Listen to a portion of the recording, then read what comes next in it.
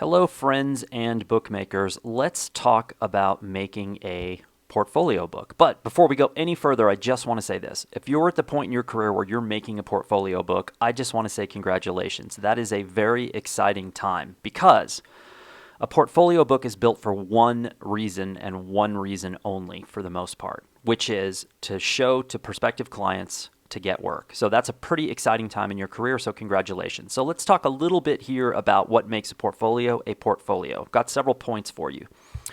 I'm going to start out with image count.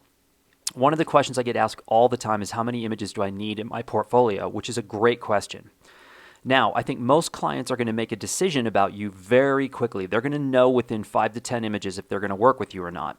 However, if they see something they like, there tends to be a desire to see a little bit more in depth, which is where the 20 to 50 images comes in. The second part of this is that most portfolios tend to be hardcover. And with a hardcover book, it's an object in itself, and you need enough pages to offset that hardcover. What you don't want is a hardcover and too few pages because the book doesn't feel quite right. So with 20 to 50 images, you're going to have a high enough page count. It's going to balance out that hardcover. And again, the object itself and how it looks and feels is very important. So that's why I'm saying 20 to 50. Okay. Points 2 and points 3 are related. Number 2 is keep it simple. Number 3 is keep it clean. You don't need a lot of design. You don't need a lot of copy. You don't need a lot of extra anything because, again, this is just a way for someone, a client, to very quickly assess the quality of your work and whether or not you are a good fit for them. So keep that in mind. Point number 4 is no need for a story.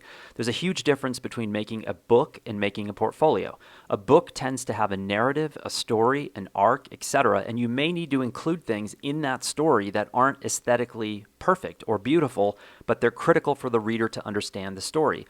With a portfolio, you don't need any of that. This is just, again, a quick assessment vehicle. And point number 5, don't forget contact information, and I don't mean an Instagram handle. I mean a phone number and an email, and if you're like me and you love to get things in the mail, don't be bashful about including a mailing address. That, in a nutshell, is how to make a portfolio book. Good luck and happy bookmaking.